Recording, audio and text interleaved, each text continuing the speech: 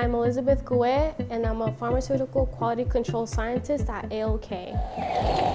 Here at ALK Source Materials, we produce materials for allergen extracts such as venom, pollen, danders, and dust mites. Our goal is to be the world leader in allergy medicine and help as many people with allergies. My role here at ALK is to make sure that the products we are producing are to standards and also comply with any regulatory entities outside, such as the FDA and USDA. So a lot of the testing I do is moisture testing and now protein testing as well. And so what the moisture testing does is that we ensure that our products are able to be stored safely and then be shipped out also in a safe manner to where quality is not impacted. And for proteins, we are testing to make sure that the allergen protein that we need is there.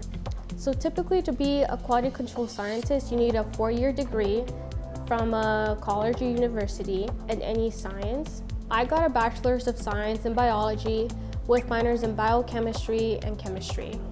I feel like my work does make a difference because we are able to make quality medicine because of what I do.